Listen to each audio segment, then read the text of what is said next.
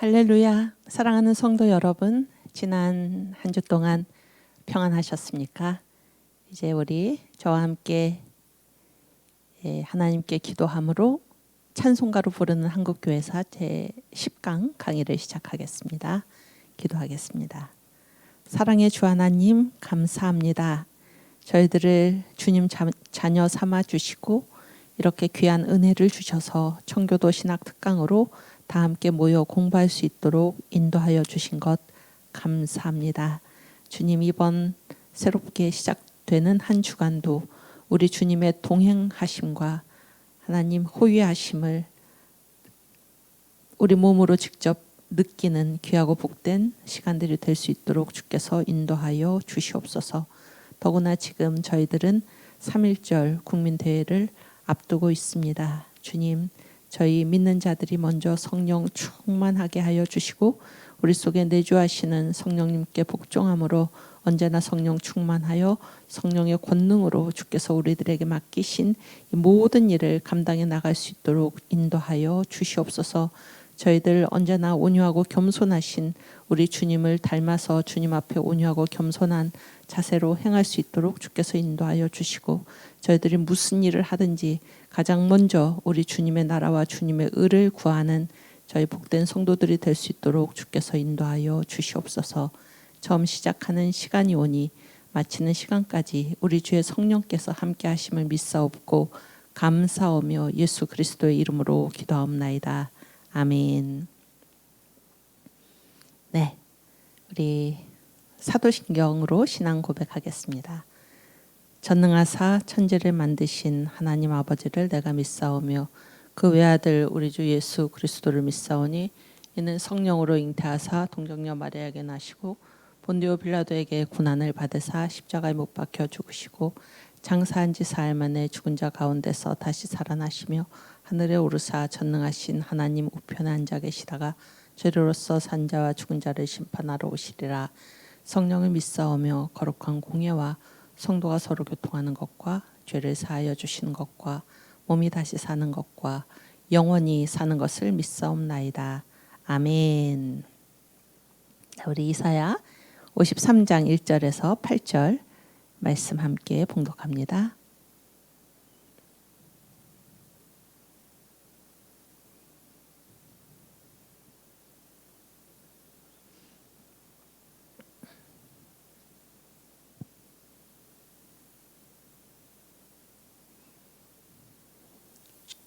선생님 여기 화면 꺼졌어요.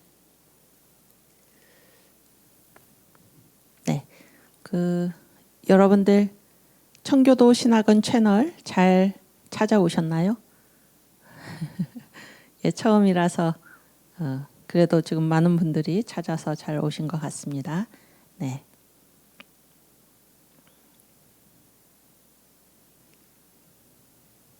네, 우리 이사야 53장 1절에서 8절 말씀 함께 봉독합니다.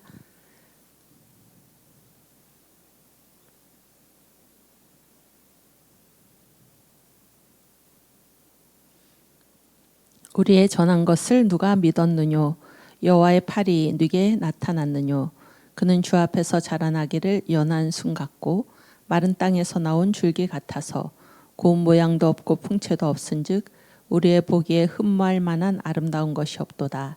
그는 멸시를 받아서 사람에게 실어버린 바 되었으며 강고를 많이 겪었으며 질고를 아는 자라. 마치 사람들에게 얼굴을 가리우고 보지 않음을 받는 자 같아서 멸시를 당하였고 우리도 그를 귀히 여기지 아니하였도다. 그는 실로 우리의 질고를 지고 우리의 슬픔을 당하였거늘 우리는 생각하기를 그는 징벌을 받아서 하나님에게 맞으며 고난을 당한다 하였노라.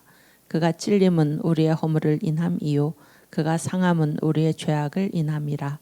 그가 징계를 받음으로 우리가 평화를 누리고 그가 채찍에 맞음으로 우리가 나음을 입었도다. 우리는 다 양 같아서 그릇 행하여 각기 제 길로 갔거늘 여호와께서는 우리 무리의 죄악을 그에게 담당시키셨도다. 그가 곤욕을 당하여 괴로울 때에도 그 입을 열지 아니하였으며 마치 도수장으로 끌려가는 어린 양과 덜 깎는 자 앞에 잠잠한 양같이 그 입을 열지 아니하였도다. 그가 곤욕과 신문을 당하고 끌려갔으니 그 세대 중에 누가 생각하기를 그가 산자의 땅에서 끊어짐은 마땅히 형벌받을 내 백성의 허물을 인함이라 하였으리요. 아멘. 네, 예, 우리 여러분께서 아주 지금 잘 찾아오셔서 감사합니다. 지금 우리가 이제 너아라 TV 채널을 통해서 방송을 하다가, 그렇죠? 청교도 신학원 채널을 새로 만들어서 지금 청교도 신학원 채널을 통해서 방송을 하고 있고, 또 이 원서를 내신 분들에게는 지금 청교도 신학원 채널 그 링크를 아마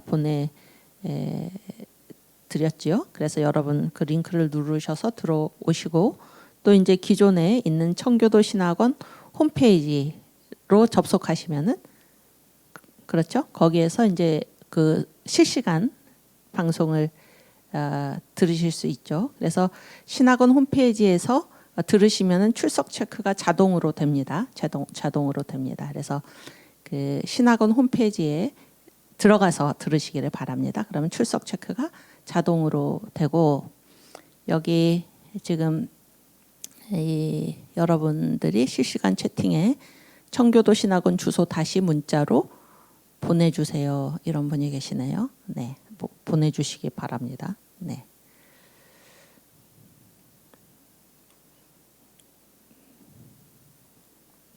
네. 뭐를 참고하겠는지, 네, 제가 일단 우리 신학의 정의 할까요? 신학의 정의. 신학의 대상이 두 가지죠. 하나님과 그의 피조의 세계를, 관점이 중요하죠. 성경적 관점으로 이해하는 학문. 아멘. 제가 이거 관점 얘기를 하니까, 제가 얼마 전에 그 너아라 TV 여기에서 고정 간첩 있잖아요. 고정 간첩을 모시고 이제 인터뷰를 했었잖아요. 전 목사님께서. 근데 이제 거기에 그 북한의 주체 사상이 맨 처음에 이제 출발할 때에 뭐 이제 네 가지를 얘기를 했는데, 그게 뭡니까? 사상에서 뭐 주체, 그렇죠? 경제에서 자립, 그 다음에 국방에서 자위, 스스로 지킨다 그런 거고, 그 외교에서 자주 그랬잖아요. 외교에서 자주. 그러니까 지금 제 말은 지금 성경적 관점을 우리가 얘기하고 있는데, 이 관점이 중요하다 그런 얘기예요. 그러니까 똑같은 뭐 자주, 뭐 자립, 뭐 자위, 뭐 주체 이런 거를 얘기해도 그 똑같은 용어인데 거기에 담긴 뜻이 무엇입니까? 외세로부터의 자주, 그런 얘기죠. 외세로부터의 주체, 자주, 그 다음에 뭐 자위, 자립이거든요. 그러니까 외세가 누굽니까? 미국이죠. 미국, 일본. 그러니까 이게 관점, 정신이 중요한 거죠. 정신이. 그러니까 우리가 얘기하는 뭐 자립이라든지 자주라든지 뭐 이런 것하고 전혀 개념이 지금 다른 것입니다. 전혀 개념이 달라요. 그랬을 때 이제 이런 똑같은 얘기를 어디에서 하고 있냐면은, 우리가 지난번에 한국교회사 할 때 한번 검토하고 지나갔었는데, 1949년에 중공이 설립이 되잖아요. 중국 공산당. 중공이라는 나라가 이제 세워지는데, 그때의 이 기독교의 조직이 뭐가 조직이 됐냐면은 중국 기독교 항미 원조. 항미는 뭐예요? 미국에 대항하고 원조, 조선을 돕는다. 북조선이죠. 항미 원조 3자 애국운동위원회. 아시겠어요? 그럼 거기에 3자가 나오죠. 3자. 이게 지금 3자 교회로 이어지는 것입니다. 그러면 거기는 3자니까 세 가지를 자주적으로 한다. 그런 얘기잖아요. 세 가지를 자주적으로 한다. 그래서 우리 한국교회의 그 선교 방법이 뭡니까? 네비우스 확대 선교 방법, 자립, 자급, 자립 선교거든요. 똑같아요. 그런데도 그 의미가 무엇입니까? 전혀 달라요. 그러니까 여기서 3자의 자립, 자급, 자전은, 자립 선교는 다 누구를 반대하는 것입니까? 외국 선교사를 반대하는 거예요. 외국 선교사를. 그래서 기독교를 대하는 관점이 무엇입니까? 이것은 서양의, 또 특별히 뭐 미국의 미국이 전해준 기독교이기 때문에, 또 여기서는 뭐 서양 외세가 전해준 기독교이기 때문에 여기에서 자립 선교, 여기에서 자주라는 그 개념은 외세에 반대한다 그런 얘기예요. 외세에 반대한다. 이런 식으로 이제 그 정광 목사님 항상 언어를 비튼다 그런 말씀을 하셨는데 그 아주 중요한 얘기입니다. 그래서 똑같은 단어를 쓰더라도 전혀 다르게 지금 쓰고 있는 것입니다. 그래서 우리가 신학을 공부할 때도 무슨 관점으로 하느냐가 아주 중요합니다. 무슨 관점으로 하느냐. 아시겠죠? 그래서 신학의 대상이 무엇입니까? 하나님과 그의 피조의 세계를. 그럼 이해하는 관점이 여럿 있을 수 있죠? 그러나 신학은 반드시 어떤 관점으로 이해해야 합니까? 인본주의적 관점이 아니다 그런 얘기예요. 무슨 얘기인지 아시겠어요? 뭐가 신학인가? 성경적 관점으로 이해하는 학문. 이렇게 돼 있습니다. 아시겠죠? 성경적 관점. 이게 아주 중요합니다. 관점이 중요합니다. 관점이. 같은 단어를 쓰더라도 하나님과 그의 피조의 세계를 이성적 방법으로 이해한다. 그럴 수도 있죠. 그러나 그렇지 않고 신학이란 하나님과 그의 피조의 세계를 성경적 관점으로 이해한다. 이런 얘기예요. 그리고 또 성경이 무엇인가 그런 얘기죠. 성경이 무엇인가는 성경 스스로 말을 하는 거죠. 성경이 무엇인가. 성경 스스로 성경이 뭐라고 말씀하고 있습니까? 성경의 주제 예수 그리스도, 성경의 기록 목적 예수 그리스도. 그렇죠? 그래서 우리가 영생을 얻는 거죠. 성경의 내용 예수 그리스도. 우리 그 구절을 찾아서 읽겠습니다. 성경의 주제 요한복음 5장 39절 함께 봉독합니다. 너희가 성경에서 영생을 얻는 줄 생각하고 성경을 상고하거니와 이 성경이 곧 내게 대하여 증거하는 것이로다. 아멘. 성경은 예수님께 대해서 증거합니다. 성경의 주제 예수님. 그 다음에 성경의 기록 목적 요한복음 20장 31절 말씀.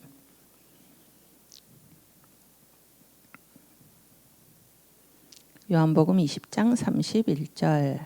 네, 함께 봉독합니다.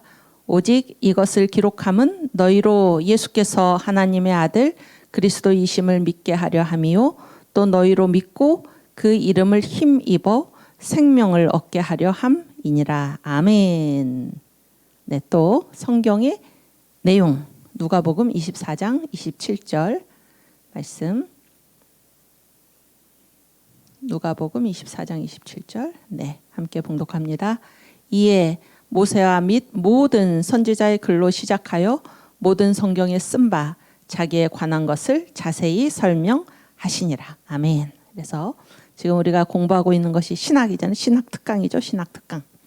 그랬을 때 신학이 무엇인가 이걸 정확하게 알아야죠. 신학의 대상이 둘입니다. 창조주 하나님과 그가 지으신 피조의 세계. 그러니까 창조주와 피조 세계 그러면 전부죠. 전부. 신학의 대상은 전체입니다. 전체인데 중요한 게 무엇인가? 관점이 중요합니다. 어떤 관점으로 하나님과 그의 피조 세계를 이해하는가? 성경적 관점. 이게 신학입니다. 그런데 성경이 무엇인가? 성경의 주제 예수, 성경의 기록 목적 예수, 예수 이름을 힘입어 생명을 얻게 하는 것. 예수는 하나님의 아들 그리스도를 믿고 그 이름을 힘입어 생명을 얻는 것. 세 번째, 성경의 내용 예수 그리스도. 이것이 성경입니다. 성경. 그래서 성경적 관점으로 하나님과 그의 피조의 세계를 이해하는 것이 바로 신학입니다. 아멘. 예, 오늘은 이제 지난 시간에 이어서 그 50 파워포인트 50번 한번 띄워주세요. 네, 50번 보면은 우리가 이제 지난 시간에 그 혼례 찬송 한번 공부했었죠.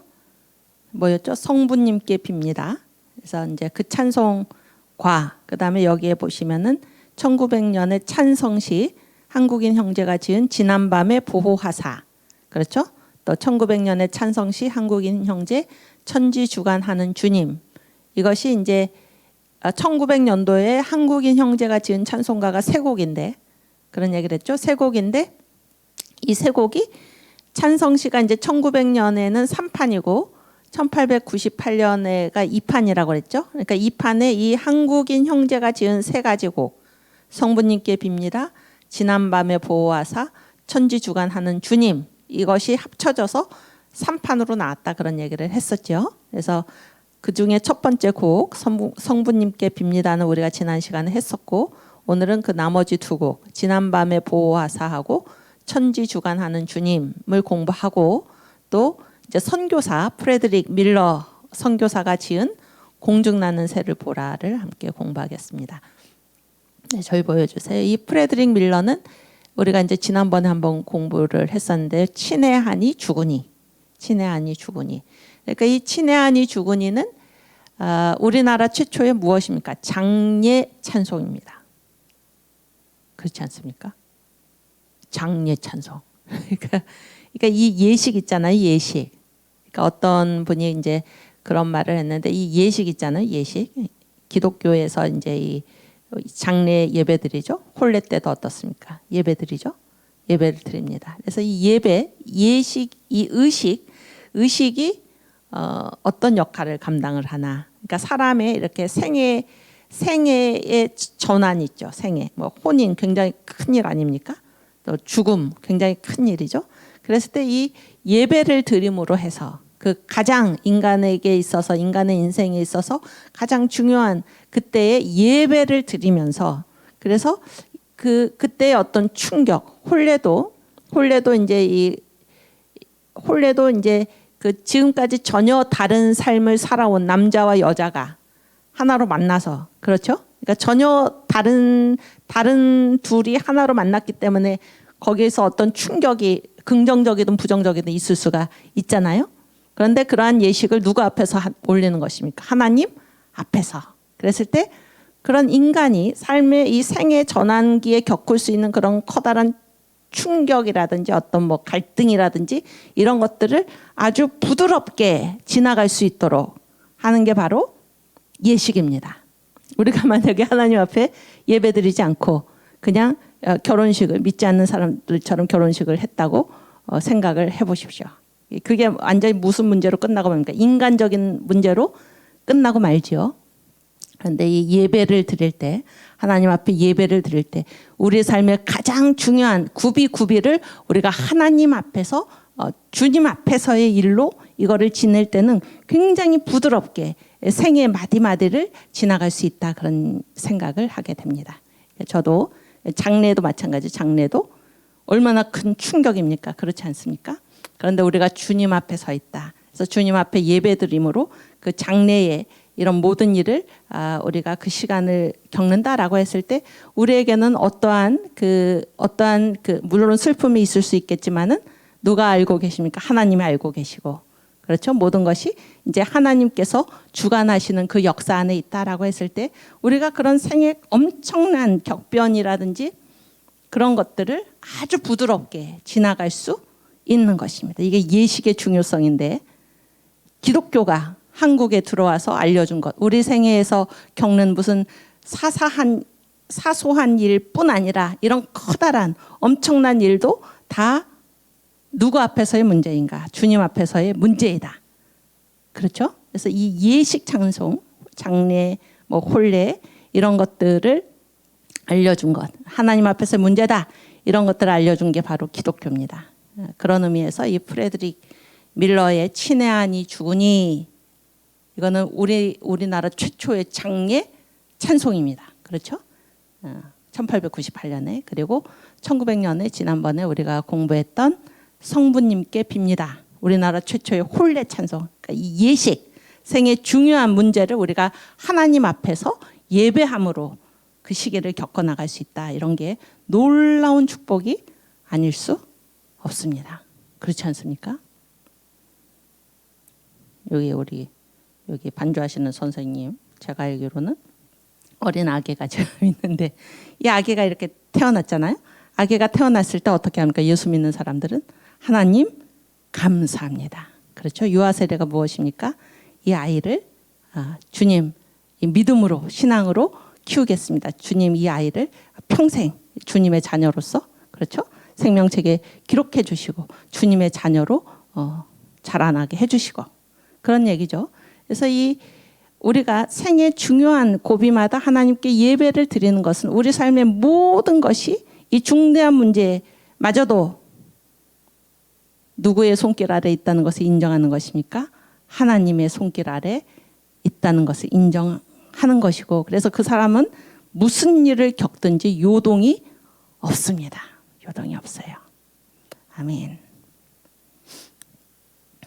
그래서 오늘은 그 한국인 형제가 지은 뭐였죠? 그 몇 장이었나요? 그게 성부님께 빕니다가 몇 장이었죠? 286.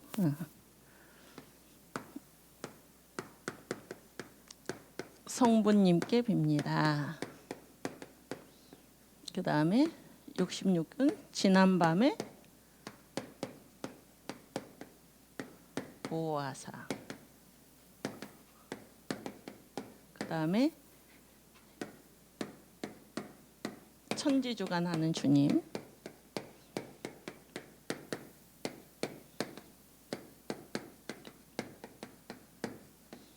이제 이거 세 곡이 한국인 형제가 지은 찬송이라고 그랬죠.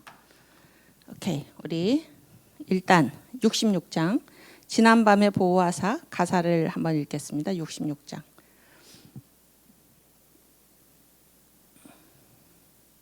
네, 띄워주세요. 지난밤에 보호하사 잠 잘 자게 했으니 고마우신 주의 은총 감사 찬송합니다. 우리 육신 평안하게 생명 호흡 주시고 모든 질병 없게 하니 무한 감사합니다. 주 예수의 밝은 빛이 우리 마음에 비치사 밤중같이 어두운 것을 낮과 같게 합소서. 그다음에 4절. 4절은 그 원문 가사가 좀 많이 달라서 파워포인트 51번 함께 읽겠습니다. 성신님께 비올 것은 오날 우리 사언행. 사는 생각, 언은 말, 행은 행동. 맡아 주간 하여 주고 사욕 소멸 합소서. 이런 찬송이죠. 우리 일단 한번 불러볼까요? 66장 4절은 원문 가사로 부르겠습니다.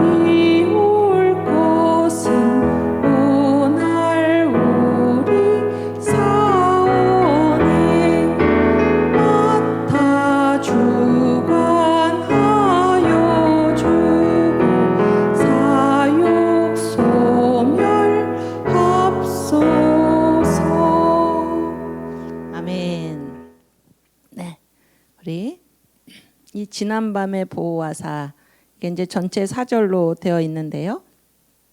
제가 다시 가사를 읽어드리면 지난밤에 보호하사 잠 잘 자게 했으니 고마우신 주의 은총 감사 찬송합니다. 우리 육신 평안하게 생명 호흡 주시고 모든 질병 없게 하니 무한 감사합니다. 여러분 이 찬송을 두 부분으로 나눈다라고 하면은 이 네 절을 한꺼번에 잡아줄 수 있나요? 두 부분으로 나눈다 그러면은 어디에서 끊으시겠습니까? 한번 말씀해 보시겠습니까? 네, 1, 2절. 아주 잘하셨습니다. 네, 제가 2절까지 지금 읽었죠. 아주 정말 잘하셨습니다. 그러니까 1절, 2절은 뭐예요? 여기 내용이 우리 육신이죠, 육신에 관한 거잖아요. 우리 생활에 관한 것. 근데 3절에 가서 이제 갑자기 반전이 오죠. 3절에 같이 읽어볼까요? 주 예수의 밝은 빛이 우리 마음에 빛이사 밤중같이 어두운 것을 낮과 같게 합소서. 그래서 이제 1절에 지난밤 얘기했잖아요. 지난밤. 근데 이 밤을 생각하니까 뭐가 또 떠오릅니까? 우리 마음에 뭐가 있다는 것입니까? 밤중같이 어두운 게 있다는 것이죠. 그렇지요. 그러니까 1절, 2절은 뭡니까? 우리 생활, 이 바깥에 있는 거죠. 바깥에. 그렇죠? 근데 이런 거를 이제 찬송을 들으다 보니까 이 밤을 생각하니까 우리 마음에도 뭐가 있다는 것입니까? 밤중같이 어두운 게 있어서 그렇죠? 그래서 주님의 보호하심이 1절, 2절과 같이 우리의 외적인 것에만 주님의 보호하심이 필요한 것이 아니고 주님의 그 밝은 빛이 우리 마음에도 비춰 주셔서 그런 얘기죠. 우리가 낮과 같이 지낼 수 있도록 해주십시오. 그래서 이 이제 바깥에서 내면으로 이제 그 시선이 가는 것입니다. 그렇죠? 그리고 이 밤중 그 다음에 4절인데 3절과 4절은 또 다르죠. 밤중같이 어두운 것의 실체가 무엇일까? 이 가사가 아니고 이 가사가 아니고 저기 그 뭐야 원문 가사. 네. 실체가 뭘까? 생각을 해봤더니 그렇죠? 밤중같이 어두운 것의 실체가 뭘까? 우리의 무엇이 되기 쉽다는 겁니까? 사원행, 생각과 말과 행동이 밤중같이 어두울 수 있다 그런 얘기죠? 그렇죠? 그랬을 때 이것이 어떻게 되지 않도록 사욕이 되지 않도록 오늘 우리의 말과 생각과 말과 행동이 사욕이 되지 않도록 누구께서 주장해 달라는 것입니까? 성신께서 성령의 불로 우리의 사사로운 욕심, 우리의 말과 생각과 행동이 사사롭게 이 죄악된 육체의 것으로 되지 않고 성령께서 주관하여 주십시오. 성령께서 주관하여 주시고 우리의 사사로운 사욕은 성령의 불로 태워 주십시오. 이렇게 이제 찬송이 전개가 되는 것입니다. 아시겠죠? 그래서 이제 1절, 2절은 지난밤에 보호하사 잠 잘 자게 했으니 우리 육신 평안하게 주님 돌봐주시니 감사합니다. 그런데 우리 뭐예요? 지난 밤을 생각하니까 우리 마음에도 밤중과 같은 것이 있는데 주님께서 밝은 빛으로 비춰주시사 낮과 같이 행하게 해주십시오. 그리고 이것을 우리 힘으로 안 된다 그러는 거죠. 4절은 우리 힘으로 안 되니까 누가 맡아 주관해 달라는 것입니까? 성령께서 맡아서 주관해 주십시오. 그래서 성령의 불로 태워주시고 정결하게 해 주십시오. 이러한 찬송입니다. 아멘. 그래서 이 지난밤에 보호하사 이 찬송가를 통해서 볼 때 우리 초대 한국 교회 사람들의 그 신앙이 어떻습니까? 이게 이런 거를 뭐라고 그러냐면 통전적이다 그러죠. 통전적. 그러니까 하나라도 빠진 데가 있습니까? 없습니까? 없지요? 일단은 뭡니까? 육신과 영혼이죠. 그렇지 않습니까? 또 영혼도 무엇입니까? 영혼도 무엇입니까? 생각과 말과 행동. 생각과 말과 행동. 이게 이제 영혼에서 얘기하고 있는데 여러분 보세요. 생각과 말과 행동은 안의 문제입니까? 바깥의 문제입니까? 둘 다죠. 그렇지 않습니까? 생각은 어디에서 일어나는 것입니까? 안에서. 그렇죠? 근데 말과 행동은 어디에서 보여지는 것입니까? 바깥에서. 그래서 이 모든 것을 성령께서 주관해 주십시오. 그렇죠? 1, 2절은 바깥, 3절은 안, 그리고 4절은 안과 밖을 다 누가 주관해 달라는 것입니까? 성령께서. 그래서 통전, 전체적인 하나라도 빠진 데가 없는 모든 것을 우리 주님께서 성령께서 주관해 주십시오. 우리 힘으로는 할 수가 없습니다. 그런 고백입니다. 제가 아는 그 어떤 청년이 있는데 이렇게 이제 요즘 보면 그 프로필 사진 같은 거 있지 않습니까? 거기에 이렇게 참을인자, 참을인자. 그래서 이제 제가 이제 그 청년을 위해서 기도를 하면서 참는다고 안 될 텐데 그런 이제 생각을 하면서 성령을 의지하도록 제가 말씀드렸죠. 사람이 그냥 이렇게 그냥 아무 생각 없이 살면은 11% 죄를 짓는데 내가 절대 죄를 짓지 말아야지. 이를 악물고 다짐을 하고 애쓰고 정신 똑바로 차리고 그러면 10% 죄를 짓는답니다. 1% 차이죠. 사람의 힘으로는 되지 않는다 그런 얘기죠. 그런 고백이 여기에 나타나 있습니다. 또 이 1절 말씀은 아주 우리가 좀 눈물겹지 않습니까? 지난밤에 보호하사 잠 잘 자게 했으니 고마우신 주의 은총 감사 찬송합니다. 언제 보호해 주셨습니까? 지난밤에 하룻밤 평안하게 지내는 것에 감사하는, 이때 우리나라의 형편을 우리가 알 수가 있죠. 지난밤에 보호하사 잠 잘 자게 했으니, 눈물겨운 얘기 아닙니까? 그래서 우리 인사에 어떤 인사가 있습니까? 밤새 안녕하셨습니까?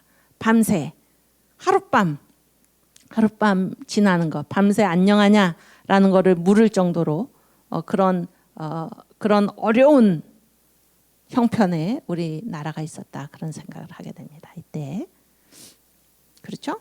그리고 아주 솔직하죠? 솔직합니다. 뭐라고 얘기하고 있습니까? 우리 육신 평안하게 생명 호흡 주시고 모든 질병 없게 하니 무한 감사합니다. 우리 육신에 모든 질병을 없게 하시는 분도 누구입니까? 주님. 이렇게 아주 구체적인 이 모든 것 하나하나가 주님의 손길에 의지해서만 살 수 있었던 그러한 시대를 우리가 보내고 있었다 그런 얘기예요. 뭐 제가 이렇게 얘기하면 그럼 지금은 어느 것 하나 주님의 손길에 의지하지 않아도 살 수 있나? 없죠. 살 수 없습니다. 살 수 없는데 이때는 지난 밤 하룻밤 평안하게 해주셔서 감사합니다. 그렇죠? 또 평안하게 우리 욕심 평안하게 모든 질병 없게 하니, 그러니까 그런 것 때문에 굉장히 어떻게 됐다는 것입니까? 한국 사람들이 시달렸다 그런 얘기, 시달렸다. 그래서 하룻밤 평안하게 지내게 해주신 것, 또 우리가 평안하게 생명을 호흡할 수 있는 것, 또 질병이 없는 것, 이런 게 너무너무 감사할 정도로 그런 어려운 그 시간, 어려운 형편에 이 한국이 있었다 그런 얘기고, 그때 우리가 무엇을 들은 것입니까? 복음을 듣고 우리 주님이 보살펴 주신다 그런 게, 주님이 그런 시대 상황을 우리가 잘 읽을 수가 있죠. 아멘. 우리 한 번 더 불러보겠습니다.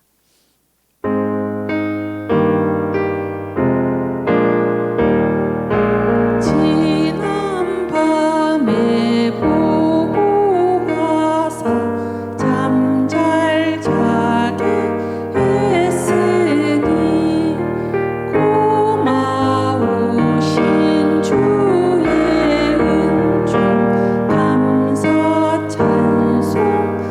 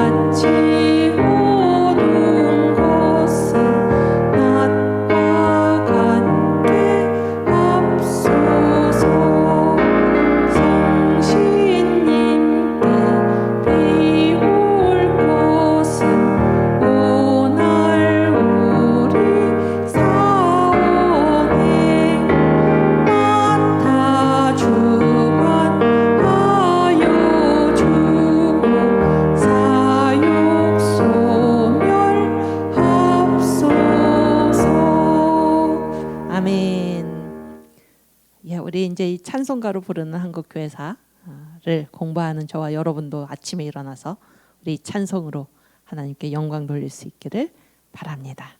성령님께 비올 것은 오늘 우리의 생각과 말과 행동을 맡아 주관하시고 사욕 소멸시켜 주옵소서. 아멘.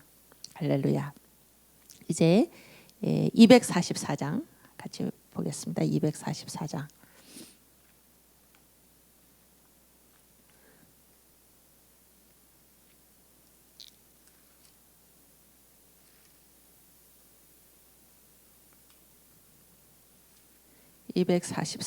천지주관하는 주님인데요. 여러분 한번 가사를 읽어볼까요? 244장. 오케이. 이것도 이제 1, 2, 3절은 그 통일 찬송가 가사를 읽고 4절, 5절은 조금 많이 달라져서 그 원문 가사를 읽겠습니다. 일단 읽겠습니다. 천지주관하는 주님 어디에나 계시니 사람 손이 지은 전에 어찌 계심 바랄까. 푸른 하늘 보좌 되고 땅은 주의 발등상. 우리들이 무슨 집을 주 위하여 세울까. 예수 이름 힘을 입어 두세 사람 모여도 주의 말씀 터가 되며 우리들은 돌일세. 4절 PPT. 네. 짐 모퉁이 요긴한 돌 구세주가 되셨고 선지사도 터가 되며 우리들은 돌일세. 주를 믿는 형제 자매 성전된 것 깨닫세. 우리들을 가르쳐서 성전이라 하셨네. 아멘. 여러분 이 찬송이 뭐에 관한 찬송인 것 같습니까? 네, 성전을 지금 세우고 그런 얘기예요. 성전을 건축하고 이 한국 사람들이 하나님께 이제 드린 찬송입니다. 지금 요 세 곡 있잖아요. 이 세 곡이 다 누가 지었다 그랬나요? 한국인 형제가 지은 찬송입니다. 그래서 한국 사람들이 지금까지는 누구 집 지었습니까? 자기 집. 뭐 집이랄 것도 없죠. 집이랄 것도 없습니다. 여러분 보세요. 그 퍼시벌 로웰이라는 사람이 있었어요. 퍼시벌 로웰.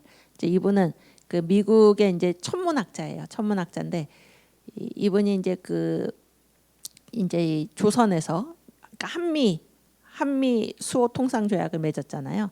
그래가지고 이제 조약을 맺으면은 그 조약을 맺은 그 상대 국가에 거기에 또 뭐를 세우고 공사광도 세우고 그런 얘기잖아요.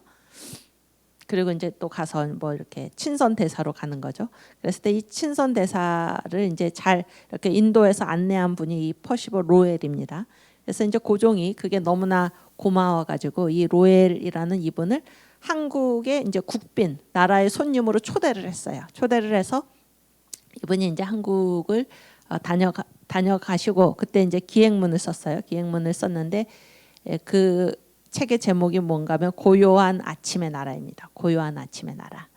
근데 이분이 아주 솔직한 것입니다. 그러니까 한국에서 자기가 처음 보니까 제물포에 이제 딱 내린 거죠. 그래서 멀리 이렇게 봤다는 거예요.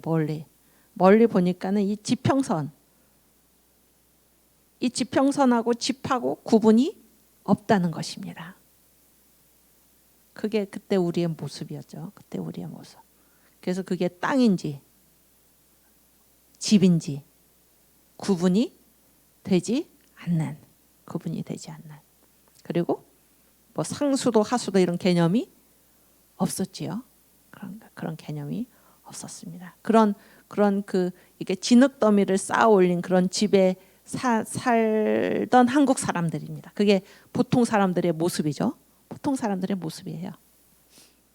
근데 그 사람들이 지금 예수 믿고 뭐를 지은 것입니까? 하나님의 집을 지은 것입니다. 그 사람들이 뭐 자기 집을 뭐 지었던 경험도 없었으리라 그렇게 생각이 되니까, 그러니까 헛간과 같이 누옥 초라한 집이죠. 초라한 집. 이런 데 살던 사람들이 지금 자기들의 손으로 무엇을 지었습니까? 하나님이 계신 성전을 지었습니다. 그때 그 감격, 그렇죠? 우리들의 손으로 하나님이 계신 성전 교회를 짓고 나서 이제 하나님께 올려드리는 찬양입니다. 그래서 이게 한국인 형제가 지은 찬송 중에 지금 통일 찬송가에 처음 한국인 형제의 찬송으로 3가지 곡이 올라갔는데 하나는 홀례 찬송. 이 예식은 하나님 앞에서 문제다. 이런 게 새롭게 깨달은 거죠. 그래서 홀례 찬송이 지금 올라가 있는 것입니다. 그리고 1901년 1년 뒤에 또 홀례 찬송이 하나 더 있습니다. 그러니까 그런 찬송을 지었다는 거는 그게 엄청났다는 거예요. 그 감격이. 그렇죠? 또 하나는 무엇입니까? 지금 방금 부른 지난밤의 보호하사. 그래서 주님은 어떤 분이신가? 하룻밤 나를 이렇게 보호해 주시는 분. 누구의 은혜입니까? 주님의 은혜이다. 그리고 내 모든 사언행, 생각과 말과 행동을 주관하여 주실 분. 누구신가? 주님이시다. 그런 얘기죠. 또 하나는 천지 주관하시는 하나님 계신 성전. 하나님은 천지를 다스리시고 계신데 우리들 손으로 어떻게 했다는 것입니까? 주님의 성전을 지었다. 이 감격. 이 감격. 그게 한국인들에게 굉장히 각별했던 것입니다. 그렇죠? 그러니까 이 한국인이 지은 찬송가 3곡에 지금 이런 종류의 찬송가가 들어갔다라는 것을 우리가 생각하면서 그때 그들이 느꼈던 그 감격, 감동. 그렇죠? 그래서 우리들은 누구입니까? 우리들은 누구를 위해 사는 사람들입니까? 주님을 위해서. 자기 집을 지금 짓는 게 아니고 주님 계신 성전을 짓는. 그리고 그 성전이 무엇인가? 그 성전이 무엇인가 하면 4절 5절 보세요. 4절 5절 집 모퉁이 요긴한 돌 구세주가 되셨고. 세 가지 종류의 사람이 나오죠. 구세주는 누구십니까? 하나님은 집 모퉁이에 요긴한 돌. 모퉁이 돌이죠. 예수님은 모퉁이 돌이다. 그 다음에 누가 터입니까? 선지자와 사도. 아멘. 선지자와 사도. 그렇죠? 이 역사적인 인물들이죠. 선지자와 사도가 터가 되고 우리들도 다 여기 포함됐다. 그러니까 우리들은 뭡니까? 그 성전에 들어가 있는 돌 하나하나 돌이 우리들이다. 아멘. 그리고 이 엄청난 자의식 보세요. 5절 보세요. 주를 믿는 형제 자매는 다 누굽니까? 성전이다. 그러니까 성전. 그러니까 내가 누구입니까? 내 안에 누가 살아계십니까? 주님이, 삼위일체 하나님이 주를 믿는 형제 자매 성전된 거 깨닫세. 내가 누구인가? 하나님이 내 안에 거하신다. 이거는 엄청난 자의식의 변화입니다. 성경에서도 뭐라고 그러셨다고 지금 고백합니까? 우리들을 가리켜서 성전이라 하셨네. 아멘. 아멘.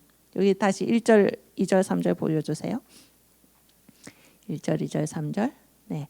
천지주간 하는 주님 어디에나 계시니 사람 손이 지은 전에 어찌 계심 바랄까. 여러분 여기 어떤 마음이 드러납니까? 너무 송구하죠? 우리가 지은 이 성전이 너무나 송구합니다. 아주 그렇죠? 너무나 보잘것없다 이거죠. 하나님이 어찌 우리 손으로 지은 전에 계심 바랄까. 겸손한 자세죠. 그렇죠? 2절 마찬가지입니다. 푸른 하늘이 주님의 보좌이고 땅은 주님의 발등상인데 우리들이 무슨 집을 주 위하여 세울 수 있겠는가. 이게 성전을 건축하고도 이런 고백을 지금 겸손하게 주님 앞에 드리고 있는 것입니다. 훌륭한 신앙이죠. 3절. 3절은 무엇입니까? 예수 이름 힘을 입어 두세 사람 모여도 주의 말씀 터가 되며 우리들은 돌일세. 아멘. 무엇이 교회라는 것입니까? 우리가 지은 이 성전 굉장히 지금 이게 부끄러워하는 모습 아닙니까? 어떻게 주님께서 천지를 주관하는 주님께서 우리들이 지은 이 전에 계시기를 바랄까? 그러면서 뭐라고 얘기합니까? 무엇이 교회입니까? 예수 이름 힘을 입어 두세 사람 모인 곳이 어디입니까? 그것이 교회이고 교회의 터는 무엇입니까? 주의 말씀이 터가 되고 우리들은 그 교회에 뭐가 된다는 것입니까? 돌이다. 이런 고백. 아멘. 아멘. 놀라운 고백이죠. 우리 일단 찬송가를 한번 불러보겠습니다.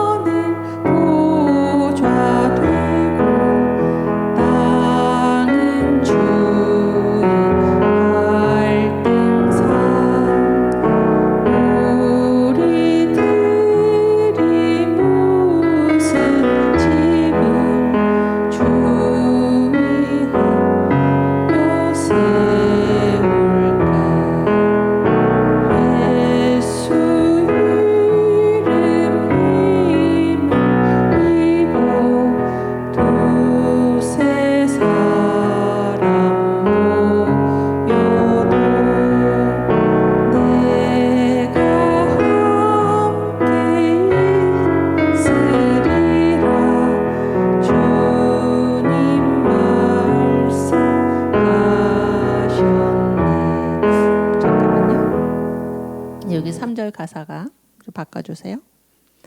이 둘째 줄에 내가 함께 있으리라. 네, 내가 함께 있으리라. 주님 말씀하셨네. 네, 감사합니다. 3절 다시.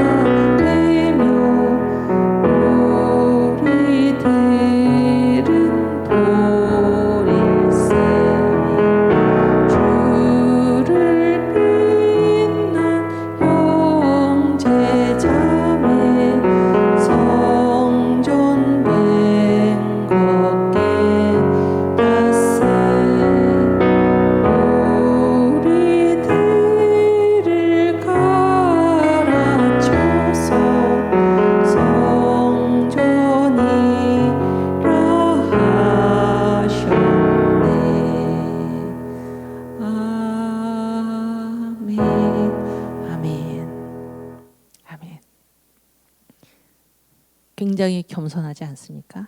굉장히 겸손하지 않습니까? 이게 사실 우리의 자세 아닙니까? 그렇죠? 우리가 주님을 위하여 무엇을 해드린다고 하여도 그것이 무엇이겠습니까? 천지 주관하는 주님 어디에나 계시는데 이 우리들의 손으로 사람 손이 지은 전에 어찌 계시기를 바라겠는가? 아멘. 푸른 하늘이 주님의 보좌가 되고 땅은 주의 발등상인데 우리들이 무슨 집을 이 존귀하신 하나님, 그렇죠? 온 우주 천지를 주관하신 주님을 위하여 우리가 무슨 집을 세울 수 있겠는가? 그렇죠? 그러면서 다시 성경에서 뭐라고 말씀하시는지를 다시 보고 있죠. 예수 이름 힘을 입어 두세 사람 모여도 주님께서 친절하게 뭐라고 우리에게 말씀해 주셨습니까? 내가 함께 있으리라. 아멘. 주님 말씀 하셨네. 그래서 이 교회는 어떤 곳인가? 예수께서 모퉁이 돌이 되시고, 그렇죠? 진 모퉁이의 요긴한 돌. 요긴한 돌은 무엇입니까? 핵심이죠, 그게. 모퉁이 돌, 요긴한 돌. 꼭 필요한, 그렇죠? 그분이 누구십니까? 교회에서 모퉁이 돌, 요긴한 돌은 구세주. 그렇죠? 그 다음에 누가 터입니까? 선지 사도가 터이고 우리들은 뭡니까? 돌이고. 아멘. 여기서 보세요. 구세주와 선지 사도와 우리들 어떤 순서의 나열입니까? 시간 순이죠. 그렇지 않습니까? 주님을 우리들에게 전해준 것이 무엇입니까? 선지 사도입니다. 아멘. 역사성. 교회에서 이 역사가 굉장히 중요합니다. 역사. 아시겠죠? 네, 주님을 누가 우리에게 전해줬습니까? 선지와 사도가. 그래서 진 모퉁이 요긴한 돌은 구세주. 그 다음에 터는 선지 사도. 우리들은 거기 그 집에 있는 돌. 이렇게 주님께로부터 우리까지 연결된, 하나로 연결된 그거를 이어주는 선지 사도. 이 모든 것을 지금 보고 있는 것입니다. 놀라운 신학 아닙니까? 그렇죠? 그 다음에 이제 5절 자의식이죠. 주를 믿는 형제 자매. 무엇입니까? 우리가 무엇입니까? 성전된 것 깨닫어요. 우리가 누구인지를 알라 그런 얘기예요. 주를 믿는 형제 자매는 다 무엇인가? 하나님의 집이다. 하나님의 전이다. 그런 얘기예요. 성경에서 우리들을 가르쳐서 뭐라고 말씀하셨습니까? 성전이라 하셨네. 아멘. 아멘. 여러분, 이 찬송가를 한 번 더 부르기 전에 그때 당시에 이제 한국 교회가 이 성전 건축을 얼마만큼 했나 그런 거를 우리가 한번 살펴보겠습니다. 파워포인트 53번 보여주세요. 자, 이렇게 1899년에 장로교회가 이제 건축 헌금을 한 얘기 등등을 제가 여기 써놨는데요. 보세요. 1899년에 장로교회가 건축 헌금으로 얼마를 했냐면 6,620.45달러. 그러니까 이때 이제 그 한국 그 원화 환율이 두 배입니다. 한국 돈으로는 13,240.90원. 그런데 이때 이제 1899년 지금 이 찬송 지을 때 아닙니까? 1900년? 그렇죠? 이때 그 건축 헌금만 이 정도 드렸는데 이 헌금액의 액수가 이 건축 헌금이 어느 정도였냐? 전년에 드린 총 헌금액. 거기는 뭐예요? 건축 헌금도 있고 뭐 다 있죠. 다 포함한 총 헌금액의 60%를 하나님 성전 짓는데 헌금하고 있었다. 그런 얘기. 장로교회에서만. 무슨 얘기인지 아시겠어요? 그러면 이때 한국 사람들이 얼마나 이 하나님의 집, 성전을 짓는 일에 열심이었나 그런 걸 우리가 알 수가 있죠. 그렇죠? 그리고 이제 평양의 한 교회에서 건축 헌금을 한 교회가 건축 헌금을 얼마를 했나? 4,000원을 했다는 것입니다. 4,000원. 그런데 이 4,000원의 가치가 어느 정도인가? 당시 그 세문안교회 있죠? 세문안교회. 세문안교회 교인의 평균 월급이죠. 월급이 얼마였냐면 4달러, 8원. 8원. 월급이. 그러면은 4,000원을 건축 헌금을 했잖아요. 몇 달러입니까? 반이니까 2,000달러죠. 그렇죠? 왜냐하면 4달러가 8원이니까. 그렇죠? 4,000원은 몇 달러? 2,000달러 맞죠? 2,000달러. 2,000달러면은 그 4달러가 이제 1개월치 봉급이니까 2,000달러면은 500개월치 봉급이죠. 500개월. 500개월은 몇 년입니까? 제가 다 계산해요. 41년 8개월. 그러니까 이게 평양의 어떤 교회가 4,000원을 헌금을 했다는 거예요. 4,000원. 이때 4,000원 헌금을 했는데 이거는 뭐예요? 2,000달러죠? 2,000달러. 이거는 한 명에 이제 몇 개월 월급이냐면 500개월 월급이에요. 500개월. 그러면 한 사람이 41년 8개월을 월급을 하나도 안 쓰고 다 모아가지고 드린 것과 마찬가지입니다. 놀라운 얘기 아닙니까? 놀라운 얘기입니다. 그리고 이제 이때 그 세문안교회 교인 평균 월봉이 8원 4달러였는데 당시에 이제 우리가 지난 시간에 뭐 잠깐 얘기했던 대한 그리스도인 회복 감리교회에서 발행하던 그런 신문이었는데 이거의 1년 구독비가 1년간 구독하는 돈이 얼마였나? 36전. 그러니까 이제 그 미국 돈으로 72센트, 1달러가 지금 안 되는 거잖아요. 그러한 그때 이제 이 시세를 우리가 알 수 있죠. 시세를. 그랬을 때 4,000원이라는 헌금은 굉장한 거죠. 500개월을 한 사람이 한 번도 아무것도 쓰지 않고 41년 8개월간 일을 해서 받을 수 있는 그 월 돈을 지금 평양의 한 교회에서 건축 헌금으로 드린 것입니다. 건축에 열심히 왔다 그런 얘기예요. 그리고 이제 이때 교회 설립을 보면 그 다음 줄에 보면 1899년에는 교회가 몇 개였습니까? 27개였는데 1900년에는 몇 개가 됐습니까? 53개. 2배죠 거의? 54가 2배니까. 이 천지주간하는 주님, 이 성전 건축 그 찬양을 부를 때 이 교회 그때 이렇게 교회를 세우고 있었다는 거예요. 교회를 세우고 있었다. 하나님이 계시는 현실적인 거점을 우리 눈으로 확인하고 싶은 것입니다. 그렇죠? 뭐 하나님 우리 마음에 계십니다. 그래도 되지만은 자기 집들은 이 땅의 높이하고 자기 집 높이하고 구분도 안 되는 그런 데 사는 사람들이 지금 주님이 계시는 성전을 지금 열심을 다해서 이렇게 지었다 그런 얘기예요. 예수 믿은 사람들이. 그래서 1899년에는 27개였는데 교회 설립. 교회를 새로 지은 게 27개를 지었는데 1900년은 교회를 새로 지은 게 몇 개를 지었다는 것입니까? 53개.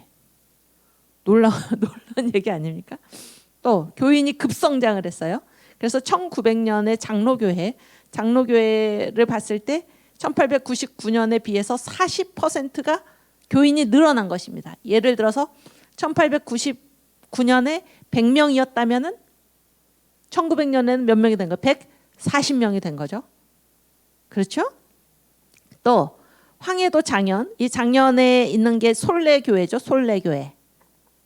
그런데 이제 장영군 전체에서 봤을 때 자립교회가 몇 개였나? 18개. 미자립교회 19개. 놀라운 얘기입니다. 그 장년이라는 그 조그만 마을에 자립교회가 18개, 미자립교회가 19개, 정규 예배 초소가 55개, 비정규 예배 초소가 137개. 놀라운 얘기죠. 이렇게 한국인들이 지금 교회를 계속해서 세우고 있었다. 그러니까 이 조그만 시골 마을에도 이 숫자가 얼마입니까 벌써. 그렇죠? 또 1895년에 이제 세문안교회가 500원을 헌금을 했어요. 이 헌금은 어디에서 받은 돈이라고 제가 말씀드렸습니까? 다들 죽어가지 말고 예수 병원으로 가보시오. 그렇죠? 그래서 고종이 너무나 고마워가지고 이 선교사들한테 그때 이제 특별히 언더우드죠. 하사금을 내렸죠. 하사금을 내렸는데 이제 언더우드가 그리고 그 세문안교회 교인들이 그거를 자기들 교회 짓는 돈으로 쓴 것입니다. 500원을 헌금해서 가장 아름다운 한국식 집을 세웠는데 그런데 무슨 일이 일어났나? 1년이 못 가서 장소가 협소하게 된 거예요. 장소가 협소해서 새 부지를 물색하는 그런 일이 벌어진 것입니다. 그리고 이제 무즈라는 선교사가 1911년에 이런 말을 했어요. 이런 면에서 시골을 이제 이 사람이 시골을 가봤더니 전에 없었던 엄청난 교회당이 세워진 거를 보고 너무나 깜짝 놀란 것입니다. 그러면서 이제 고백한 말이 이건데 이런 면에서 교회 건립이죠. 한국 교회는 세계 선교 지역에서 가장 훌륭한 본을 보여주었다. 이렇게 고백한 것입니다. 네, 그래서 거기 우리 무주가 이제 옛날에 우리가 한번 봤었는데요. 이 한국의 시골 교회에 가서 이 사람이 예배를 참여하고 나서 예배 참여기를 쓴 적이 있습니다. 거기에 그 뒷부분에 이 교회 건립 면에서 한국 교회는 세계 선교 지역에서 가장 훌륭한 본을 보여주었다 이 말을 지금 하고 있는데요. 그 예배 참여기를 우리가 한번 다시 보겠습니다. 29 파워포인트 29에서 31.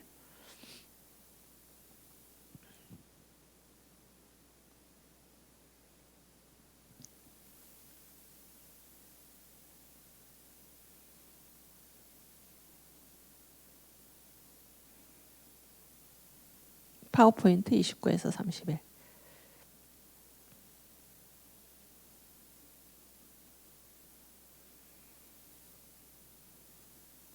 네, 여기 띄워주세요.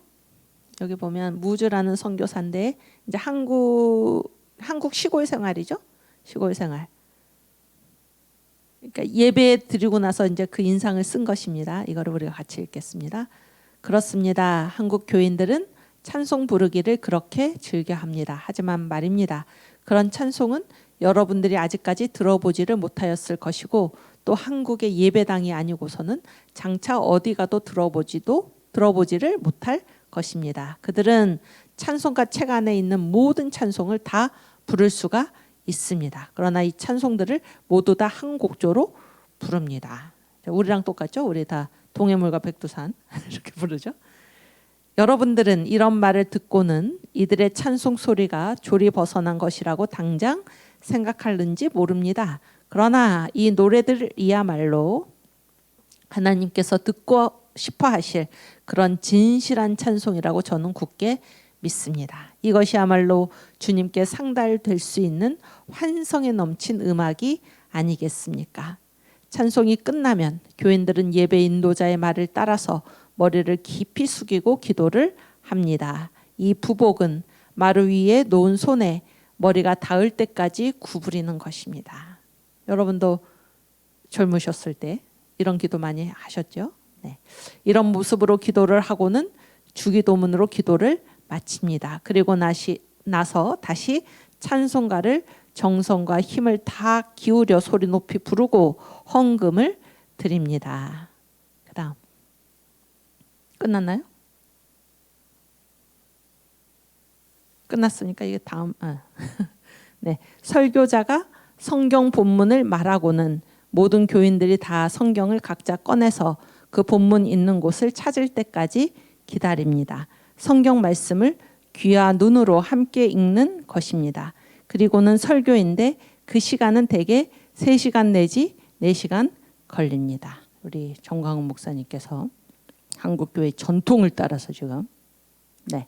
또 한 가지 한국교회 예배에서 잊을 수 없는 가장 인상적인 장면은 예배가 끝나고 그 수많은 교인들이 머리를 마루에 대고 그렇게 조용하게 오래오래 기도하는 모습입니다. 아멘. 얼마나 귀합니까? 그렇죠?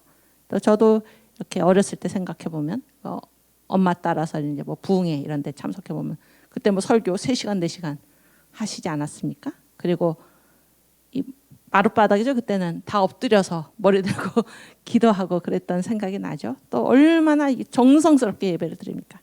찬양, 소리 높이 찬양하고 성경 이 성경 하나님 귀한 말씀이죠. 요즘은 성경 읽을 때 이렇게 손가락으로 탁탁 이렇게 성경을 읽고 정성스럽게 읽고 귀한 예배의 모습, 이 예배의 모습을 이 예배를 우리가 다시 회복할 수 있기를 바랍니다. 근데 이제 이 무주 선교사가 이게 1911년에 한국에 나라 망한 다음이잖아요. 한국의 그 시골에 가서 이제 교회에서 예배를 참석하고 나서 이런 예배 참 얘기를 남겼는데 여기에 남긴 말이 무엇인가? 그 시골 교회 예전에도 한번 갔었는데 다시 갔더니 어마어마한 교회당이 지금 세워졌다는 것입니다. 나라 망이 없어졌는데 한국 사람들 교회 세운 것입니다. 교회. 너무나 깜짝 놀라가지고 아까 거기 몇 번입니까? 53번. 53번. PPT 53번.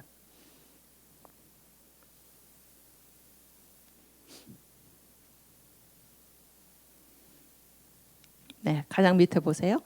이런 면에서 교회 건립이죠. 한국 교회는 세계 선교 지역에서 가장 훌륭한 본을 보여주었다. 아멘. 아멘. 또 54번 보여주세요. 54번. 그래서 이제 이때 한국 교회가 어느 정도로 성장을 했나 그런 얘기예요. 1901년에서 1904년. 보세요. 1901년 지금 이 찬송가 지을 때죠. 교회당이 216개, 예배초소 284개, 세례교인 4,699명, 원입교인, 세례 아직 안 받은 사람이죠. 16,437명, 헌금액 5,323원. 놀랍지 않습니까? 이게 헌금액이 5,323원인데 아까 평양의 어떤 교회에서 한 교회가 헌금한 돈이 얼마라고 그랬어? 4,000원. 아니 이게 3원이 아니고 3달러군요. 3달러. 5,323달러. 그러니까 거의 3분의 1이 넘는 돈을 한 교회가 헌금을 한 거예요. 교회 건축을 위해서. 놀랍지요? 놀랍습니다. 그리고 그 다음에 이제 1902년에서 3년 이게 이제 성장 추세죠.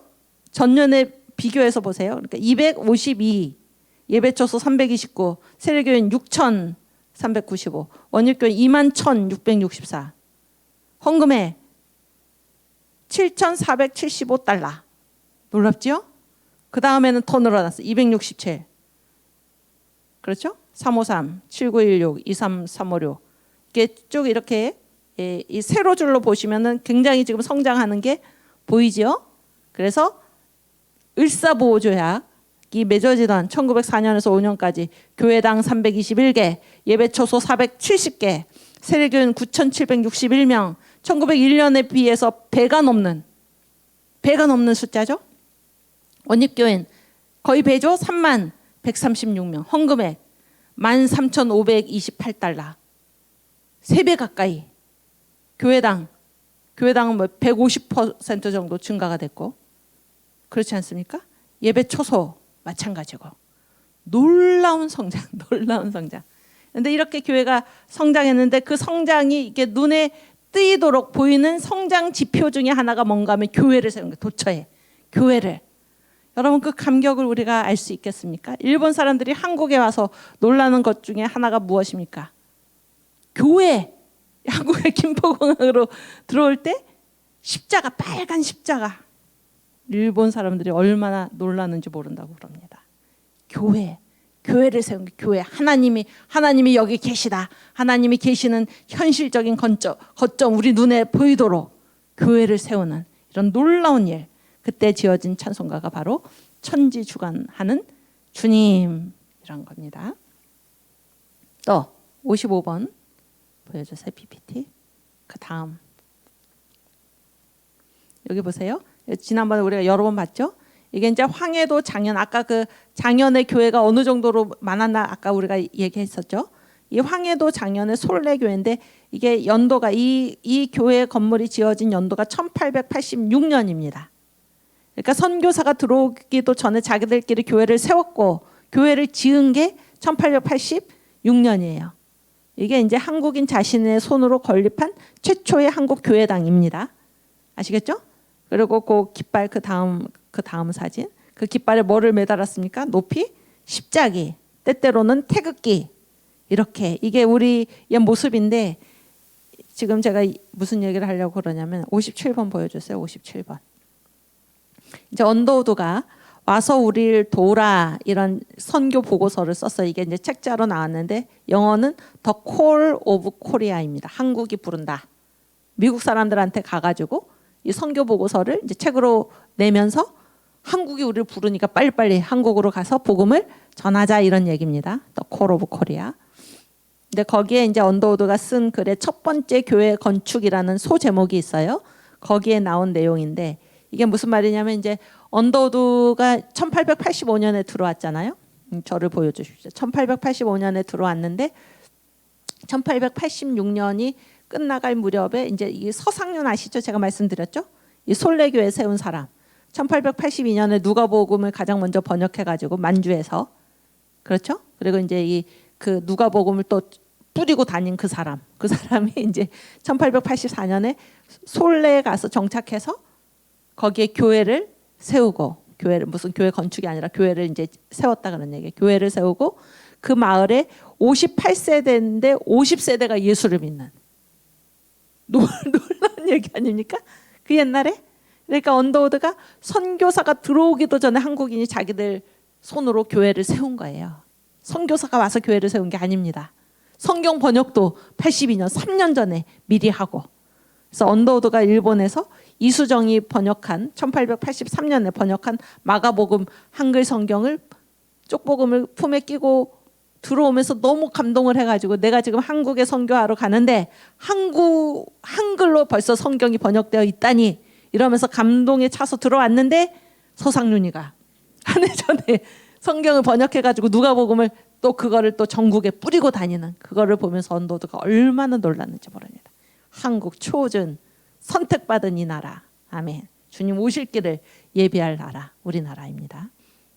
그런데 이 1800 이제 언더우드가 지금 한국에 들어왔잖아요. 1886년이 다 저물어가는 그때 서상윤이 찾아왔어요. 언더우드를 그 솔레에서 찾아와가지고 뭐라고 얘기하냐면 와서 이제 우리를 좀 이렇게 봐달라는 거죠. 여기 예수 믿는 사람들이 있다. 그래서 이제 세례도 베풀어주고. 그러니까 이제 우리가 세례라는 거는 뭡니까? 세례라는 거는 이렇게 세례를 베풀었을 때 그가 교인이잖아요. 교인. 그러면 세례는 이게 뭐 전도의 결과거든요. 전도의 결과. 그런데 한국에서의 세례는 어떤 차원에서 베풀어졌냐면은 이미 예수를 믿은 것입니다. 전도하기 전에, 선교사가 와서 전도하기 전에 이미 자기들이 예수를 믿었을 때, 그럼 세례가 무엇인가? 그래서 언더우드가 찾아가가지고 이 사람들의 세례할 때 다 그 세례 문답도 있고 다 이렇게 심사를 하죠. 그래서 이들의 신앙이 그 순도, 신앙의 순도, 순결도 이런 거를 문답을 통해서 확인한 다음에 그 다음에 세례를 베풀었다. 그래서 이 세례가 복음 전도 후에 그 결과로서 세례가 지금 주어진 게 아니고 목회 차원에서 목회를 하는, 왜냐하면 미리 예수를 믿었기 때문에 목회 차원에서 지금 세례가 베풀어지는 이 교회가 바로 한국교회입니다. 지금 제 말은 어쨌든 그래서 1886년에 이제 서상륜이 찾아와 가지고 자기 북쪽 지방으로 이제 순회를 하면서 자기들한테 세례를 달라 그런 얘기죠. 그래서 이제 언더우드가 그때 짐을 꾸려가지고 첫 번째 순회 여행을 떠납니다. 그러니까 선교사들이 와가지고 북쪽 지방으로 이렇게 순회 여행을 하고 또 뭐 남쪽 지방으로 순회 여행을 하는 그 첫 번째 순회 여행이 바로 이때인데, 그러니까 순회 여행을 하게 된 계기가 바로 한국인의 요청이 있었다 그런 얘기예요. 선교사들이 그걸 생각해서 간 게 아니고, 아시겠죠? 그래서 그 첫 번째가 뭔가 하면은 이제 서상륜이 방문해가지고 언더우드가 순회 여행을 떠났는데 솔레, 지금 서상륜이 있는 솔레, 평양, 의주 이 북쪽이죠. 거기를 이제 목적지로 해서 첫 번째 순회 여행을 하고 왔습니다. 그리고 이제 1890년에 다시 언더우드가 두 번째로 그 지역을 다시 돌아보게 돼요. 바울이 이제 그 갔던 데를 다시 갔던 것처럼 언더우드가 이제 다시 그 솔레를 가니까 그때 이제 이 한국 사람들이 이런 말을 했다는 거예요. 우리가 지금 성전을 건축하려고 하는데 우리를 도와주시오. 그런 말을 했다는 것입니다. 그랬더니 이제 언더우드가 뭐라고 그랬습니까? 여러분들 힘으로 하실 수 있습니다. 그러니까 우리 힘으로 할 수 없습니다. 그러니까 아닙니다. 할 수 있습니다. 여러분 벽돌 가져올 수 있죠. 뭐 기와장 모아올 수 있죠. 뭐 나무 가져올 수 있죠. 그리고 여러분이 그렇게 여러분들의 힘으로 교회를 지을 때 저도 힘을 보태겠습니다. 이런 말을 이제 했다는 것입니다. 1890년에 두 번째 순회 여행을 갔을 때. 그런데 이제 언더우드가 지금 다 이 와서 우리를 도우라에 나오는 얘기예요.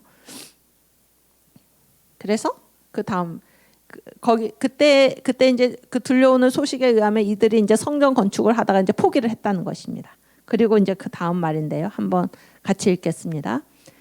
그러나 이제 1890년에 거기서 세월이 지난 후에 그들이 수적으로 더 성장하고 믿음이 더 성숙해졌을 때 그들은 이미 고인이 되신 맥켄지 목사의 지휘 아래, 맥켄지가 선교사죠, 다시 일어섰고 외부의 도움 없이 한국교회 사상 처음으로 우리의 수건 사업이던 교회를 건축하고 1895년 7월 3일에 헌당하였다. 아멘. 그러니까 지금 이 아까 그 사진이 1886년에 세운 교회잖아요. 근데 이제 1890년에 언더우드가 왔을 때 지금 교인 숫자가 너무나 많아져 가지고 예배당을 다시 지어야 한다 그런 얘기예요. 다시 지어야 한다. 그런데 이제 맨 처음에는 뭐 잘 안 됐다고 그러다가 드디어 지은 것입니다. 예배당은 이제 다시 지은 거죠. 증축이죠, 증축. 한국 교회 사상 처음으로, 외부의 도움 없이 한국 교회 사상 처음으로 우리의 수건 사업이던 교회를 건축하고 1895년 7월 3일에 헌당하였다. 아멘. 우리가 지난번에 정동교회 얘기했죠. 그거는 최초로 뭐예요? 서양식으로 세운 교회당이라고 그랬죠. 그게 1897년 12월 26일 아닙니까? 헌당이 서울의 정동교회 감리교회당 이승만 대통령이 출석하신. 그런데 그 교회보다 이 시골에 작년에 솔레에 이 교회가 2년도 훨씬 앞선 것이죠. 근데 이것도 몇 번째 교회예요? 두 번째 교회. 외부의 도움 없이 자기들의 힘으로. 그런데 그렇게 하는 것이 누구의 수건 사업이었습니까? 우리의 선교사들의 수건 사업. 한국교회 사상 처음으로 외부의 도움 없이 지었다 그런 얘기예요. 아멘. 그 다음에 58에서 59. 또 이제 거기에 그 네비우스 선교 전략이 채택되다. 제가 이제 아까 그 강의 시작하기 전에 성경적 관점 얘기하면서 똑같은 말이라도 관점에 따라서 그 말이 전혀 다르게 사용된다 그랬잖아요. 그러니까 이제 그 한국 교회의 이 자립 아까 지금 얘기했죠. 외부의 도움 없이 여러분들 힘으로. 그게 선교 정책이었습니다. 그래서 언더우드가 이 네비우스 선교 전략이 채택되었을 때 그 선교 전략이 뭔가를 4가지로 정리를 해놨는데요. 우리가 한번 같이 읽겠습니다. 첫째, 각 사람은 자신을 필요로 하는 곳이면 어디든지 그곳에 남는다. 아시겠죠? 자기가 막 뭘 찾아다니는 것이 아니라 자기를 필요로 하는 곳에 남는다.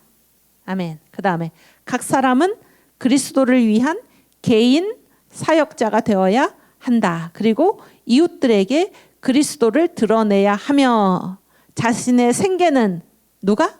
스스로 책임을 진다. 아멘. 이게 뭡니까? 자립이죠. 자립.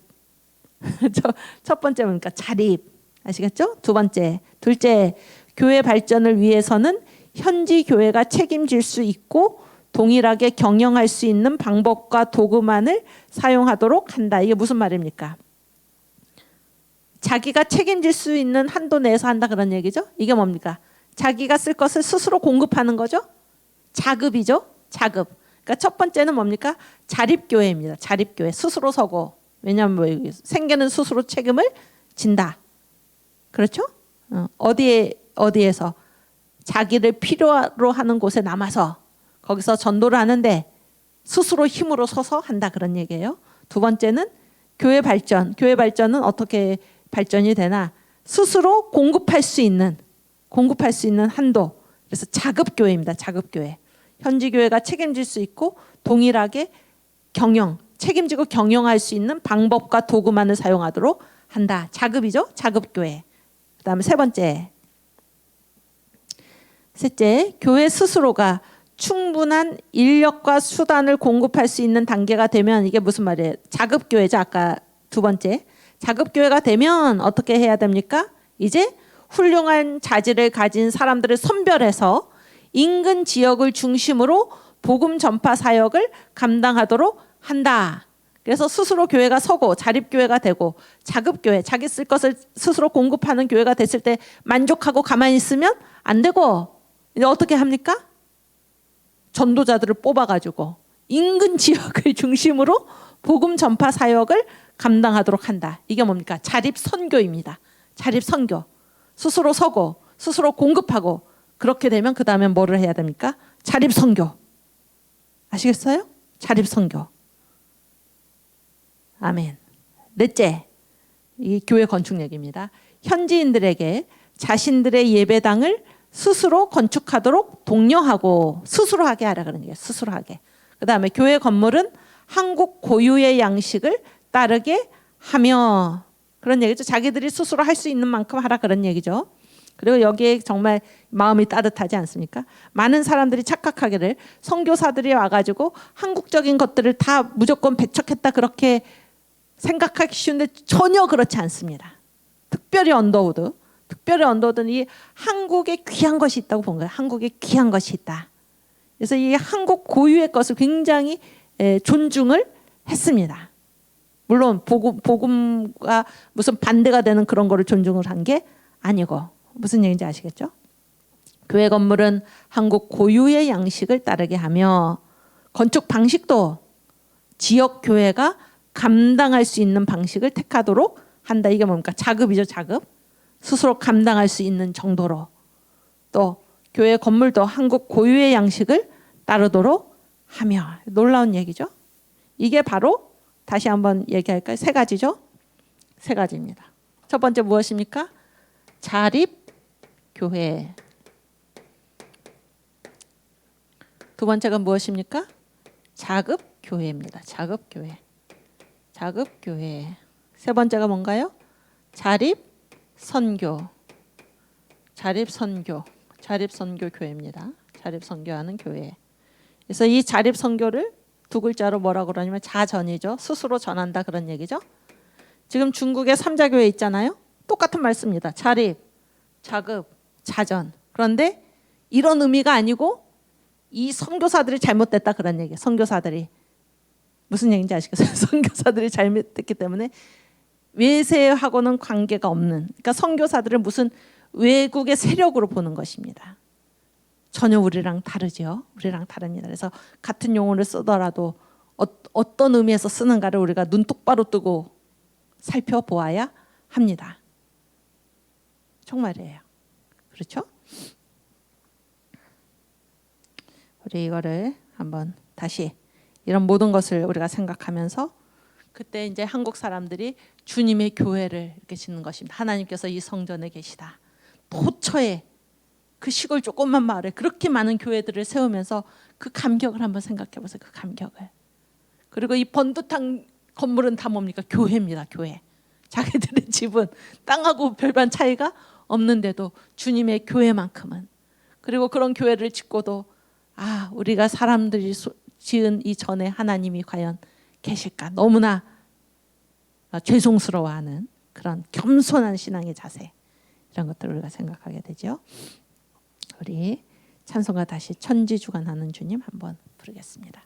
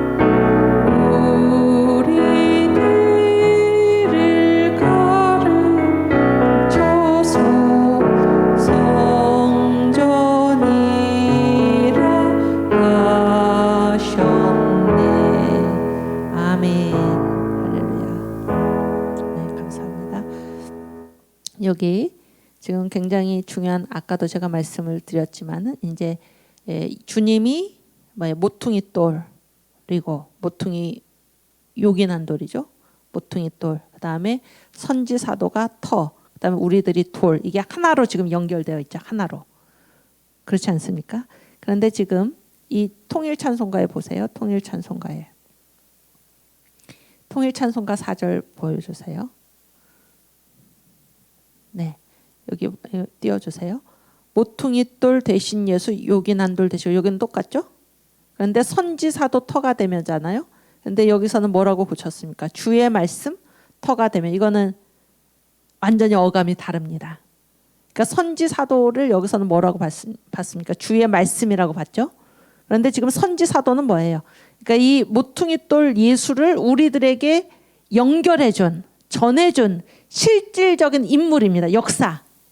무슨 얘기인지 아시겠어요? 역사를 강조한 거예요. 역사를. 그냥 선지 사도를 주의 말씀으로 지금 얘기하고 있는 게 아닙니다. 찬송가 가사를 함부로 고치면 안 되는 경우를 우리가 여기서 한번 보게 되는데 역사성이 중요합니다. 역사성이. 아시겠어요? 그래서 이게 한 몸이지 역사 따로 주님 말씀 따로가 지금 아니다 그런 얘기예요. 선지 사도는 주님과 우리를 연결해 주는 아시겠죠? 그래서 우리가 하나로 주님과 연결되어 있다. 이거 얼마나 중요한지 모릅니다. 그랬을 때 이 제가 이제 여기서 한 가지 말씀을 더 드리고 가면 제가 중국 얘기를 자꾸 하는데 2004년에 이제 저희가 그 홍콩에 갔었어요. 홍콩에. 저희가 누군가 하면은 이게 동북아시아 있잖아요. 동북아시아가 세 나라죠. 어디니까. 한국과 일본과 중국이죠. 그렇죠? 그래서 이제 이 동북아시아 그 교회사학 협의회. 그러니까 이제 교회사 일본 사람들은 뭐 이거를 이제 기독교 사학 이렇게 불렀는데 교회사를 전공하는 학자들이 이제 국제 학술 대회를 어디 가서 가졌냐면 홍콩에 가서 가졌어. 홍콩에. 그래서 이제 이게 한국의 교회사 학자들, 그다음에 일본의 교회사 학자들이 참석을 하고 중국은 뭐 거기가 이제 그 정서가 반기독교죠. 아시겠어요? 그래서 중국에서는 국가 단위로 참석 못하고 이제 개인으로 이제 와서 참석을 했는데 그때 홍콩에서 모였거든요. 홍콩 비교적 조금 이제 자유로우니까. 그런데 이때 제가 생각하니까 제가 보기에 중국에서 학자들이 일부러 대거 여기 참석했다 그런 생각을 하게 됐어요. 그리고 그때 이제 중국이 막 굉장히 그 무슨 경제가 이렇게 성장을 하면서 굉장히 이제 이 세계에서 조금 약간 못되게 굴던 그때 그런 때죠. 잡아 뽐을 내면서 그래서 아주 보란 듯이 왔다 그런 생각을 하게 됐습니다. 근데 이 중국에서 참석한 사람들은 신학자가 없어요. 거기는 기껏해야 무슨 종교학자 아니면 무슨 철학자 이런 사람들이 지금 이게 교회사학 학술대회잖아요. 교회사. 근데 그런 사람들이 이제 발표를 한 거예요. 와가지고 그때 중국의 그 사회과학이면 이 공산주의는 사회과학이 최고 아닙니까? 거기에 이 무슨 이것도 명예훼손인가요? 하여튼 제가 밝히지는 않겠는데 거기에 대단히 그 높은 지위에 있는 사람이 이제 왔습니다.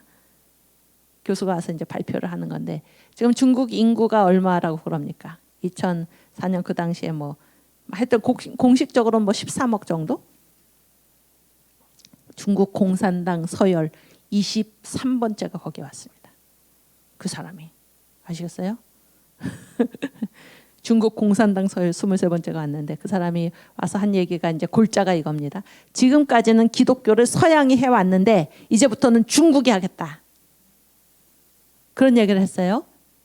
제게 지금 시간이 지나서 제가 그럼에도 불구하고 이 얘기를 하고 지나겠습니다. 지금까지는 기독교를 서양이 해왔는데 이제부터는 중국이 하겠다. 그럼 이게 무슨 말이에요? 중국이 기독교를 하면 기독교를 중국식으로 바꾸겠다 그런 얘기예요. 아시겠어요? 지금까지는 기독교를 누가 했나? 서양이 하는데 그래서 지금까지는 기독교가 서양식이었는데 이제 중국식으로 바꾸겠다. 여러분 한국이 예수 믿었다 그러면은 기독교를 한국식으로 바꾸는 겁니까? 아니면 한국을 기독교화하는 겁니까? 후자지요. 한국의 복음에 의해서 한국이 변화되는 것이지 기독교가 한국적으로 변화되는 게 아닙니다. 그런데 이분이 와서 그런 말을 한 거예요. 이거는 지금 우리가 선지 사도를 얘기하면서 여기까지 왔는데 역사성을 무시하는 겁니다. 역사성을. 그래서 이 기독교의 진리는 사도적 전통, 보편성, 보편교회 이게 분명해야 됩니다. 그런데 지금까지는 기독교를 서양이 왔는데 앞으로는 중국이 하겠다 그러면 이게 뭐예요? 사도적 전통을 무시하는 것입니다. 보편교회를 무시하는 거예요. 왜냐하면 한국이 기독교를 하는 거하고 중국이 기독교를 하는 거하고 이 교회가 다 다르잖아요. 그럼 이게 보편성이 없는 거죠. 교회에. 심각한 문제입니다. 그래서 저희가 그 대회에 참석하고 나서 우리가 파수꾼을 생각했어요. 에스겔서에 나오는 파수꾼. 이거를 가서 우리가 알려야 된다 그랬습니다. 경고해야 된다. 지금 중국이 이렇게 기독교를 이런 식으로 지금 대하고 있다라는 사실을 우리가 알려야 된다. 그래서 한국교회의 사명이 막중한 것입니다. 지금도 마찬가지입니다. 제가 지금 시간이 넘어서 막 말을 엄청나게 빨리 했는데 마치겠습니다. 다음 시간에 좀 더 얘기를 하고 주기도문 하고 마치겠습니다. 하늘에 계신 우리 아버지, 이름이 거룩히 여김 받으시오며 나라에 임하옵시며 뜻이 하늘에서 이룬 것 같이 땅에서도 이루어지이다. 오늘 우리에게 일용할 양식을 주옵시고 우리가 우리에게 죄 지은 자를 사하여 준 것 같이 우리 죄를 사하여 주옵시고 우리를 시험에 들게 하지 마옵시고 다만 악에서 구하옵소서. 대개 나라와 권세와 영광이 아버지께 영원히 있사옵나이다. 아멘. 감사합니다. 내일 뵙겠습니다.